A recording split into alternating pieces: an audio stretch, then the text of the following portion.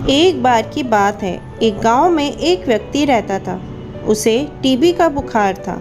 वह अपना इलाज करवाने के लिए अपने पास के कस्बे में एक वैद्य जी के घर पहुंचा। घर पहुंचने के बाद उसे पता चला कि वैद्य जी खेत में काम करने के लिए गए हुए हैं। वह व्यक्ति वैद्य जी को ढूंढते ढूंढते खेत में पहुंच गया। खेत में पहुंचकर उसने सारी बात वैद्य जी को बताई। सब कुछ जानने के बाद वैद्य जी ने सोचा एक दवाई लिखकर दे देता हूँ, लेकिन खेत में ना पेपर था ना ही पेन। अब वैद्य जी को समझ नहीं आ रहा था कि वह दवाई लिखकर कैसे दें। तभी उनकी नज़र एक लाल ईंट पर पड़ी। उन्होंने उस ईंट पर मिट्टी के टुकड़े से दवाई लिखकर उस आदमी को दिया और कहा, यह दवाई ले लेना और इसे पानी में घोलकर पीना। अब समस्या यह थी कि आदमी अनपढ़ था। उसे वैद्य जी की बात पूरी तरह से समझ नहीं आई। वह उस ईंट को लेकर घर चला गया।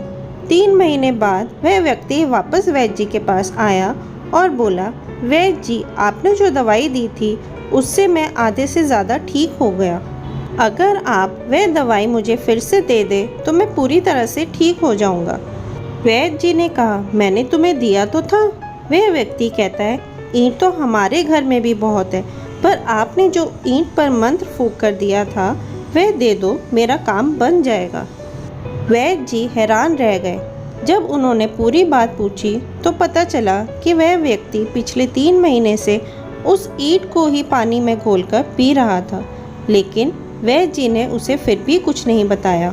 जानते हैं क्यों? क्योंकि उसे इलाज पर पूरा भरोसा था कि वह ठीक हो जाएगा। वैद्य जी ने फिर से एक ईंट ली और मिट्टी से उस ईंट पर दवाई का नाम लिखकर दे दिया। वह व्यक्ति कुछ समय बाद पूरी तरह से ठीक हो गया। फ्रेंड्स, ये कहानी तो बहुत छोटी सी है, लेकिन इसमें बहुत बड़ी सीख छुपी हुई है।